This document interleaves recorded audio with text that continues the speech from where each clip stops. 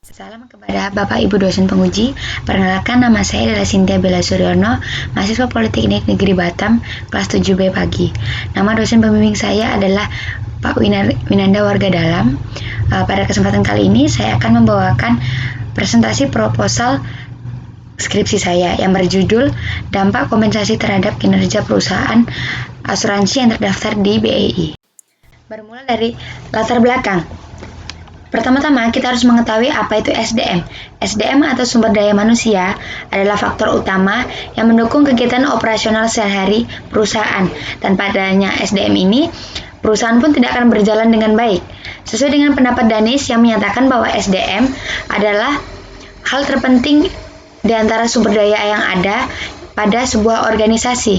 Maka penting bagi perusahaan untuk menciptakan tenaga kerja yang memiliki efisiensi dan kompetisi dalam bekerja, sehingga perusahaan pun akan mendapatkan lebih banyak keuntungan serta nilai tambah kompetitif lainnya. Karena kinerja perusahaan ini sangat bergantung pada karyawannya, maka tingkat keberhasilan perusahaan pun juga sangat ditentukan oleh kinerja karyawan ini sendiri. Untuk mewujudkan hal ini, perusahaan dapat melakukan berbagai cara. Salah satunya yaitu dengan memberikan kompensasi yang memuaskan atau sesuai dengan kinerja yang dihasilkan oleh karyawan. Makna dari kompensasi sendiri, menurut Sudaryo, adalah seluruh imbalan yang diberikan perusahaan kepada karyawan sebagai balasan atas jasa yang telah mereka berikan. Sementara, menurut Bajo dan Saleh, kompensasi dinyatakan sebagai gaji atau upah dan segala penghargaan yang diberikan perusahaan kepada karyawan. Lalu Sudaryo menambahkan bahwa tujuan diberikannya kompensasi ialah untuk menarik, mempertahankan, dan memotivasi karyawan. Ditambah dengan hasil penelitian dari Kim and Jang yang menyatakan bahwa kompensasi digunakan karyawan untuk mencukupi kebutuhan kehidupan mereka sehari-harinya. Hasil penelitian Rizal juga menyatakan bahwa kompensasi berperan penting dalam meningkatkan kinerja karyawannya. Hal ini dilihat dari motivasi mereka dalam bekerja serta komitmen mereka pada sebuah organisasi. Maka dari itu dapat disimpulkan bahwa kompensasi dapat dijadikan alat bagi perusahaan untuk meningkatkan kinerja karyawannya. Dengan begitu, kinerja perusahaan pun dapat menjadi lebih efektif dan lebih baik lagi. Topik terkait kompensasi ini pernah dilakukan sebelumnya oleh Kim and Jang pada tahun 2020 lalu. Mereka meneliti tentang dampak kompensasi terhadap kinerja restoran yang ada di Amerika, dan hasil penelitian menyatakan bahwa kompensasi memang mempengaruhi kinerja restoran. Hal ini dilihat dari profitabilitas serta pertumbuhan pendapatan yang dihasilkan oleh restoran. Dalam jangka pendek, kompensasi ini secara langsung akan menaikkan pertumbuhan pendapatan restoran, sedangkan akan menurunkan profitabilitas restoran. Namun dalam waktu 1 tahun atau dalam jangka panjang, kompensasi akan menaikkan profitabilitas restoran dan akan menurunkan pertumbuhan pendapatan restoran.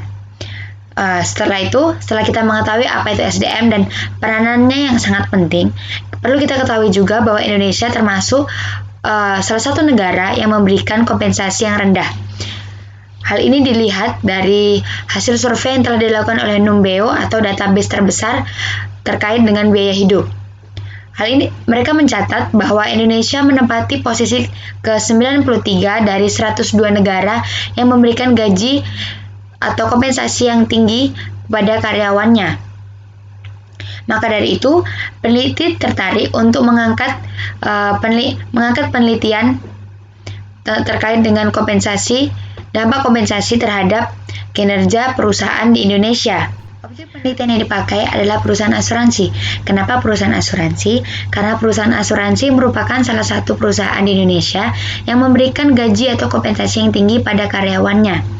Selain itu, perusahaan asuransi juga memiliki sistem pemberian gaji yang didasarkan dari hasil kinerja karyawannya. Hasil kinerja karyawan yang bagus akan meningkatkan daya saing serta memberikan kesuksesan yang lebih pada perusahaan. Dengan begitu, peneliti akan berharap untuk melihat dampak kompensasi yang lebih jelas pada perusahaan asuransi ini. Kemudian pada perumusan masalah yang dinyatakan menjadi dua. Yang pertama, apakah dampak jangka pendek kompensasi terhadap kinerja perusahaan asuransi di Indonesia? Dan yang kedua, apakah dampak jangka panjang kompensasi terhadap kinerja perusahaan asuransi di Indonesia? Kemudian pada tujuan penelitian juga dibagi menjadi dua, yaitu yang pertama, tujuan umum untuk dapat membuktikan generalisasi hasil dari penelitian sebelumnya atau penelitian Kim and Jang yang dilakukan di Amerika. Dan kedua, tujuan khusus penelitian ini untuk mengetahui dampak jangka pendek dan jangka panjang dari kompensasi karyawan terhadap kinerja perusahaan jasa asuransi di Indonesia. Kemudian ada manfaat penelitian yang dibagi menjadi tiga. Yang pertama, untuk bagi praktisi sebagai bahan pertimbangan dalam menentukan sistem kompensasi yang paling tepat dan efektif untuk meningkatkan baik kinerja karyawan maupun perusahaan. Bagi akademisi untuk menambah pengetahuan terkait sistem kompensasi karyawan perusahaan. Dan bagi penulis untuk memperluas wawasan bagi penulis yang ingin melakukan penelitian terkait kompensasi. Lalu ada batasan masalah yang terdiri menjadi tiga, yaitu yang pertama, penelitian ini menggunakan objek penelitian yaitu perusahaan jasa asuransi Indonesia yang terdaftar di BEI dan memiliki laporan keuangan pada periode 2015 sampai 2019. Lalu variabel independen yang dipakai ialah kompensasi karyawan, dan variabel dependen adalah kinerja perusahaan yang diukur dari pertumbuhan pendapatan serta profitabilitas perusahaan. Lalu ada kajian teori, kajian literatur, dan pengembangan hipotesis. Yang pertama, kajian teori terdiri dari kompensasi yang menurut Baju dan Saleh, upah atau gaji dan segala bentuk penghargaan yang diberikan perusahaan kepada karyawan disebut sebagai kompensasi. Kemudian ada pengertian dari SDM menurut Elbadiansyah, yaitu SDM menjadi salah satu aset yang penting dalam perusahaan sebab SDM berfungsi sebagai penentu keberhasilan suatu perusahaan. Dan ada pengertian dari Hani tentang kinerja perusahaan yang berarti adalah output yang dihasilkan dari berbagai proses, produk dan jasa yang dievaluasi serta dibandingkan dengan tujuan, standar, pencapaian terdahulu maupun perusahaan-perusahaan lain. Kemudian pada kajian literatur yang terdiri dari 6 penelitian. Yang pertama oleh Kim and Jang yang menguji tentang pengaruh kompensasi terhadap kinerja restoran. Lalu ada Gupta and Shaw yang menguji tentang pentingnya kompensasi dan menghasilkan memang kompensasi merupakan alat yang ampuh dalam mengelola SDM. Kemudian penelitian Danis yang menguji tentang faktor utama memotivasi karyawan. Lalu ada penelitian Chen and Johnny yang menghasilkan bahwa ketidakcocokan antara strategi bisnis dan PLC memiliki efek yang merugikan pada kinerja perusahaan. Lalu ada penelitian Rizal et al. Yang menguji dampak empiris dari kompensasi terhadap kinerja karyawan. Dan yang terakhir ada penelitian Agus Trianda et al. Yang melihat pengaruh pendapatan premi, pembayaran klaim, dan risk-based capital terhadap pertumbuhan laba perusahaan asuransi.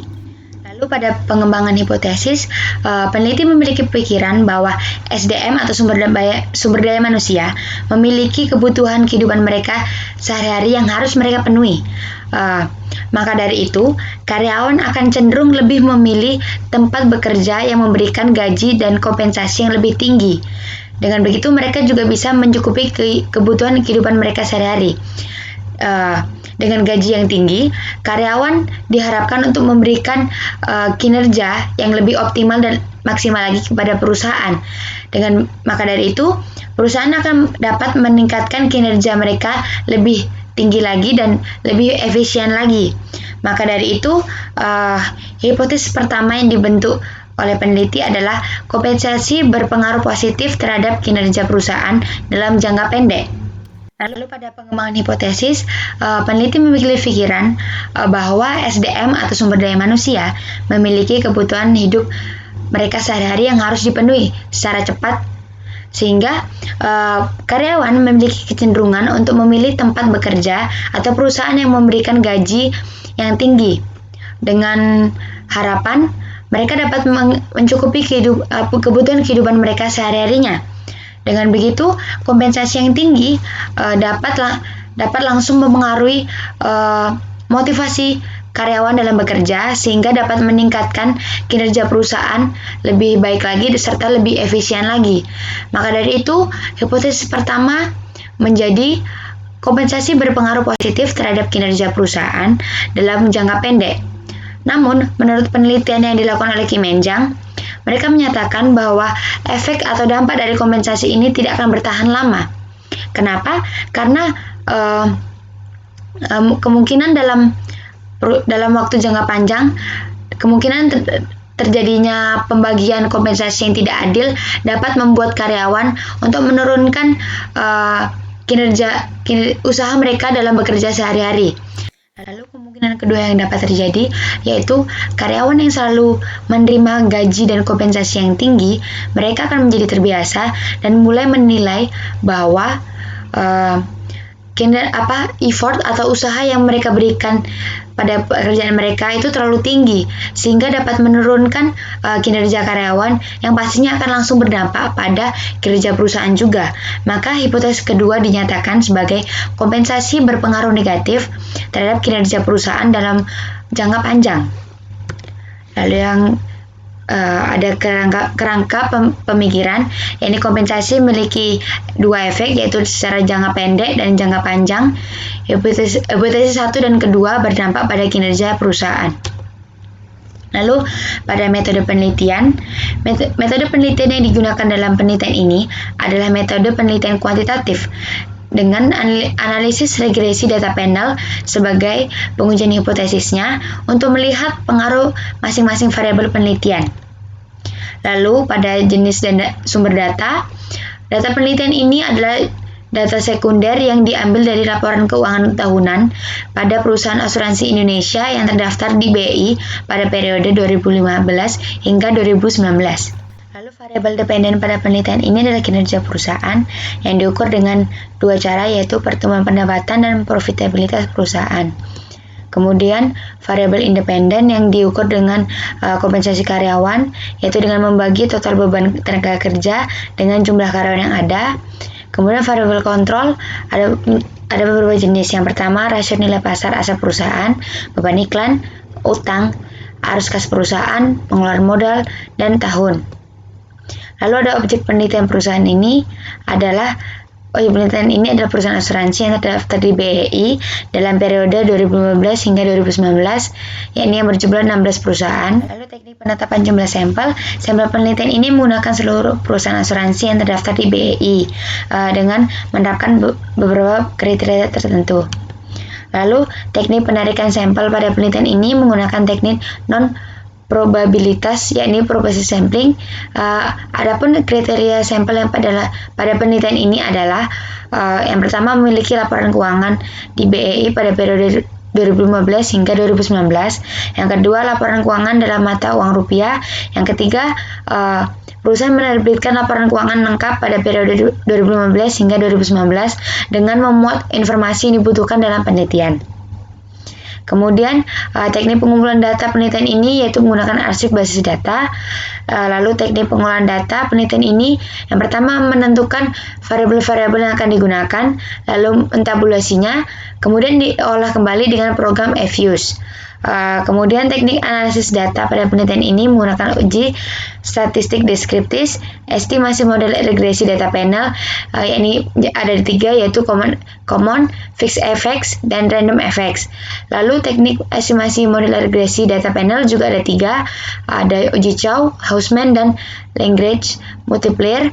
Kemudian uji asumsi klasik yang digunakan penelitian ini ada dua, yaitu uji heteroskedastisitas dan multikolinearitas. Dan kemudian uji hipotesis penelitian ini yaitu ada uji regresi data panel, uji F, dan uji koefisien determinasi. Lalu uji hipotesis penelitian ini menggunakan analisis regresi data panel sebagai model pengujian hipotesis yang digunakan untuk melihat ada tidaknya pengaruh variabel independen dengan variabel dependen dengan model persamaan regresi sebagai berikut, dapat dilihat di PPT. Lalu Lalu penelitian ini juga menggunakan uji F, yaitu yang berfungsi untuk memastikan bahwa model regresi yang dipilih itu dapat menunjukkan pengaruh variabel independen terhadap dependen. Kemudian juga ada uji koefisien determinasi yang digunakan untuk mengetahui ada tidaknya hubungan variabel independen dengan dependen. Saya kira itu saja yang menjadi presentasi yang dapat saya sampaikan. Kurang lebihnya mohon maaf dan terima kasih atas perhatiannya.